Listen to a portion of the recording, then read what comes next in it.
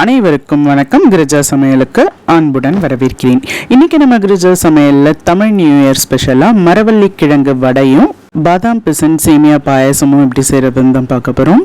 எப்போதுமே பண்டிகை நாள்னா நாம சாதாரண உளுந்து வடை, கடலை பருப்பு வடை, பால் பாயசம், சேமியா பாயசம் அந்த மாதிரி தான் செய்வோம். அதனால இந்த வெயிலுக்கு ஆரோக்கியமான மரவள்ளி கிழங்கு வடையும் குளிர்ச்சியான பாதாம் பிசன் பாயசமும் எப்படி செய்யறதுன்னு பார்க்கலாம். இதுக்கு முன்னாடி கிரிஜா சமையலில் நான் போடுற வீடியோஸ் உங்களுக்கு பிடிச்சிருந்ததுன்னா கிரிஜா சமையல் மறக்காமல் சப்ஸ்கிரைப் பண்ணிக்கோங்க. பக்கத்தில் இருக்கிற பெல் ஐக்கான் ப்ரெஸ் பண்ணிக்கோங்க. அப்போ தான் நான் போடுற வீடியோ உங்களுக்கு உடனடியாக வந்து சேரும். வாங்க வீடியோக்குள்ளே போகலாம். ஃபஸ்ட்டு நம்ம மரவள்ளி கிழங்கு வடை எப்படி செய்கிறதுன்னு பார்த்துடலாம். அதுக்கு ஒரு பாத்திரத்தில் 1 கப் அளவுக்கு கடலைப்பருப்பு எடுத்துக்கோங்க. 1 கப் அளவு கடலைப்பருப்புக்கு 2 டேபிள் ஸ்பூன் அளவுக்கு பச்சரிசி சேர்த்துக்கோங்க. சேர்த்து இதை ஒரு முறை நல்லா அலசி எடுத்துகிட்டு வந்துடுங்க. 1லேருந்து 2 முறை நல்லா அலசி எடுத்துகிட்டு வந்துடுங்க. அலசி எடுத்துகிட்டு வந்துட்டு இதில் தனியாக திரும்பவும் தண்ணி ஊற்றிட்டு 2லேருந்து 3 மணி நேரம் மூடி போட்டு ஊற வச்சுக்கோங்க. இப்போ மரவள்ளி கிழங்கு நான் ஒரு மீடியம் சைஸ் மரவள்ளி கிழங்கு எடுத்திருக்கேன். அதில் இருக்கிற தோலை நீக்கிட்டு நம்ம இந்த மாதிரி சின்ன சின்ன பீஸாக கட் பண்ணி எடுத்துக்கலாம். கட் பண்ணி எடுத்த மரவள்ளி கிழங்கை நம்ம ஒரு மிக்ஸி ஜாரில் சேர்த்துக்கலாம். சேர்த்து கொஞ்சமாக 2 டேபிள் ஸ்பூன் அளவுக்கு மட்டும் தண்ணி சேர்த்து இதை நல்லா அரைச்சி எடுத்துகிட்டு வந்துடுங்க. தண்ணி சேர்க்காமல் அரைக்கணும்னா நம்மளால் முடியாது. அதனால 2 டேபிள் ஸ்பூன் அளவு கொஞ்சமாக தண்ணி சேர்த்து அரைச்சி எடுத்துகிட்டு வந்துட்டு நம்ம ஊற வச்சிருந்த கடலைப்பருப்பை தண்ணியெல்லாம் வடிச்சிட்டு அது கொஞ்சம் கொஞ்சமாக சேர்த்து நீங்கள் அரைச்சிக்கோங்க. அரைக்கும் போது சுத்தமாக தண்ணி சேர்த்துக்க கூடாது, நல்லா குறப்பாக அரைச்சிக்கணும். நான் ஒரு மீடியம் சைஸ் மரவள்ளி கிழங்கை நான் சேர்த்துருக்கேன். அதுக்கேற்ற மாதிரி நீங்கள் 1 கப் இல்லைன்னா 2 கப் அளவு கடலைப்பருப்பு நீங்கள் சேர்த்துக்க வேண்டியிருக்கும். அரைச்சி எடுத்துகிட்டு வந்த விழுத ஒரு பவுலில் மாற்றிக்கோங்க. இது நல்லா இன்னும் நல்லா கெட்டியாக இருக்கணுன்றதுக்காக 1/4 கப் அளவுக்கு பொட்டுக்கடலையை ஒரு மிக்ஸி ஜாரில் சேர்த்து குறப்பாக அரைச்சி எடுத்துக்கோங்க. குறப்பாக அரைச்சி எடுத்துகிட்டு வந்து இதை நம்ம சேர்த்துக்கலாம் மாவோட. இதில் ஏன் நம்ம பொட்டுக்கடலை மாவு சேர்க்குறோன்னா நம்ம வடை மாவு நல்லா கெட்டியாக இருக்கணும். அது மட்டும் இல்லாமல் பொட்டுக்கடலை மாவு சேர்க்கும்போது இன்னும் நல்லா மொறுமொறுன்னு இருக்கும். அடுத்து நம்ம வடைக்கு அரைக்கக்கூடிய பொருட்கள்லாம் பார்த்துடலாம். 2 கிராம்பு, 1 டேபிள் ஸ்பூன் அளவுக்கு சோம்பு, 1 இன்ச் அளவு பட்டை, 5லேருந்து 6 காஞ்ச மிளகாய், காரத்துக்கு ஏற்ற மாதிரி 1 இன்ச் அளவு இஞ்சி, 6 பல் அளவு பூண்டு. இது எல்லாத்தையுமே நம்ம மிக்ஸி ஜாரில் சேர்த்துக்கலாம். இது எல்லாமே நம்ம தண்ணி இல்லாமல் குறப்பாக அரைச்சி எடுத்துகிட்டு வந்துடலாம். அரைச்சி எடுத்துகிட்டு வந்து வடை மாவில் சேர்த்துக்கலாம். சேர்த்து இதுக்கு தேவையான அளவு கூடவே உப்பு சேர்த்துக்கோங்க. நல்லா வாசமாக இருக்கிறதுக்காக 1/4 டீஸ்பூன் அளவுக்கு பெருங்காயத்தூள் சேர்த்துக்கோங்க. கட்டி பெருங்காயமாக இருந்ததுன்னா நீங்கள் தண்ணியில் கரைச்சி கூட சேர்த்துக்கலாம். 2 டேபிள் ஸ்பூன் அளவுக்கு நான் ஊற வச்சுருந்த கடலைப்பருப்பை எடுத்து வச்சுருந்தேன். 2 டேபிள் ஸ்பூன் அளவுக்கு ஊற வச்சுருந்த கடலைப்பருப்பையும் சேர்த்துக்கோங்க. சேர்த்து இது கூடவே 1/2 கைப்பிடி அளவுக்கு கொத்தமல்லி நல்லா பொடியாக கட் பண்ணி சேர்த்துக்கோங்க. 2 பச்சை மிளகாய் நல்லா பொடியாக கட் பண்ணி சேர்த்துக்கோங்க. அதே மாதிரி கொஞ்சமாக கருவேப்பிலை, இதையும் நல்லா பொடியாக கட் பண்ணிக்கோங்க. கட் பண்ணி இது எல்லாத்தையுமே நம்ம சேர்த்துக்கலாம். இது கூடவே 2 மீடியம் சைஸ் வெங்காயம் நல்லா பொடியாக கட் பண்ணி எடுத்து அதையும் நம்ம இந்த வடை மாவோட சேர்த்துக்கலாம்.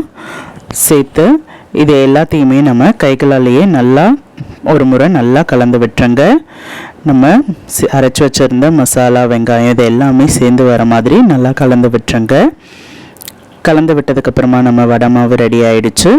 நம்ம நார்மலாக சின்ன சின்ன உருண்டைகளாக உருட்டி அதை நல்லா ரொம்ப மெலிசாகவும் இல்லாமல் ரொம்ப திக்காகவும் இல்லாமல் தட்டிக்கோங்க.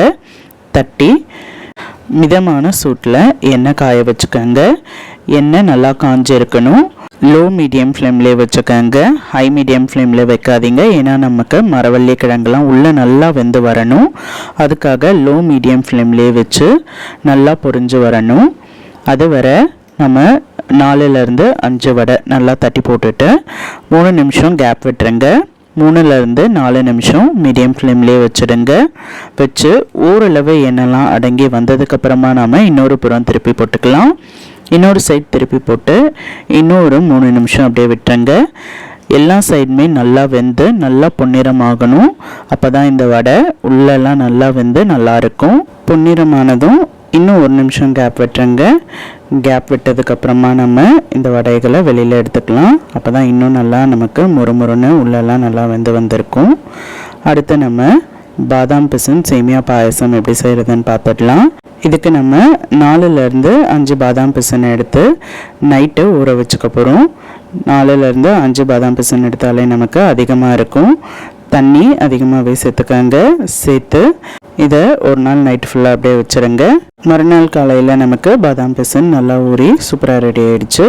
இது தனியாக இருக்கட்டும். அடுத்து பாயாசம் செய்கிறதுக்கு 1/2 லிட்டர் அளவுக்கு நல்லா கெட்டியான பால் எடுத்துக்கங்க. நான் காய்ச்சி ஆற வச்சுருந்த பாலை எடுத்துக்கிறேன்.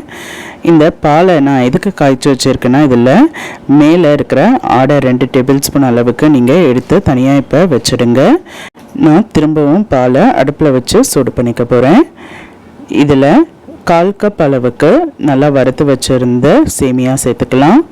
பாயசம் சேமியா நமக்கு நல்லா மெலிசாவே இருக்கும். சேமியா சேர்த்து நல்லா வேகட்டும். ஒரு முறை நல்லா கலந்து விட்டுருங்க. கலந்து விட்டுட்டு இது நல்லா வேகட்டும். மீடியம் ஃப்ளேம்லேயே வச்சுடுங்க. இதுக்கு இடையில் நம்ம ஒரு மிக்ஸி ஜாரை எடுத்துக்கலாம். மிக்ஸி ஜாரில் 1/4 கப் அளவுக்கு தேங்காய், துருவி வச்சுருந்த தேங்காய் சேர்த்துக்கங்க. கூடவே 4 ஏலக்காய் சேர்த்துக்கங்க. நல்லா வாசமாக இருக்கும். அதனால் 3லேருந்து 4 ஏலக்காய் சேர்த்துக்கங்க. 10 பாதாம் சேர்த்துக்கங்க. இது நமக்கு நல்ல க்ரீமியாக நல்லா ரிச்சான டேஸ்ட்டை கொடுக்கும். அதுக்காக இந்த விழுதை நம்ம இப்போ அரைக்க போகிறோம். நம்ம எடுத்து வச்சுருந்த பாலாடையை சேர்த்துக்கலாம். நம்ம பாலை சிம்லேயே கொதிக்க விடும்போது நமக்கு மேலே ஆடை தங்கிடும். அதை நீங்கள் 2 டேபிள் ஸ்பூன் அளவுக்கு எடுத்து சேர்த்து கொஞ்சமாக தண்ணி சேர்த்து இதை நல்லா விழுதாக அரைச்சி எடுத்துகிட்டு வந்துடுங்க. இப்போ நம்ம ஊற வச்சுருந்த பாதாம் பிசினை 3 டேபிள் ஸ்பூன் அளவுக்கு பாதாம் பிசின் எடுத்துக்கலாம். மிக்ஸி ஜார்லேயே சேர்த்துக்கங்க. பாதாம் பிசின் சேர்த்ததுக்கப்புறமா நம்ம பல்ஸ் மோடில் ஒரு சுற்றி எடுத்துகிட்டு வந்துடணும்.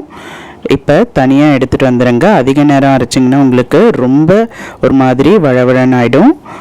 ஒரு சுற்றி இப்போ தனியாக எடுத்துகிட்டு வந்து வச்சுட்டு சேமியாலாம் நல்லா பாலோடு சேர்ந்து நல்லா வெந்து வந்துடுச்சு.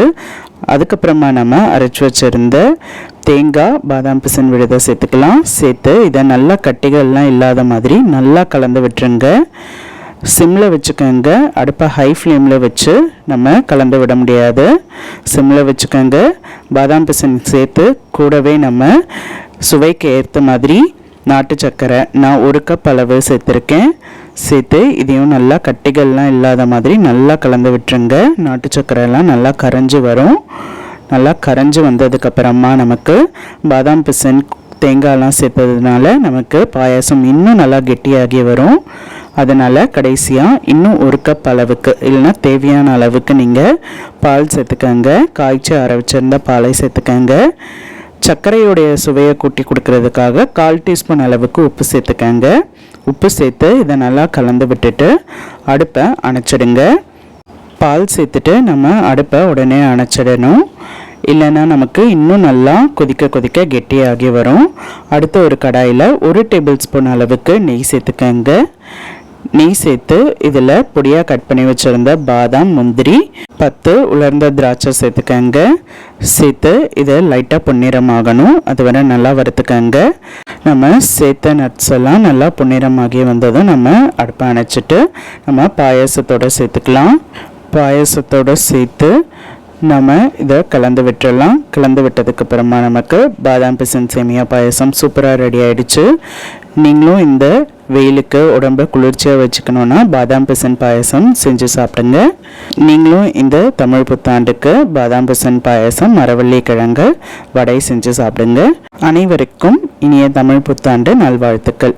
பிடிச்சிருந்ததுன்னா மறக்காமல் கிரிஜா சமையலுக்கு சப்ஸ்கிரைப் பண்ணிக்கோங்க. அடுத்த கிரிஜா சமையலில் வேறு ஒரு ரெசிபியில் நான் உங்களை மீட் பண்ணுறேன்.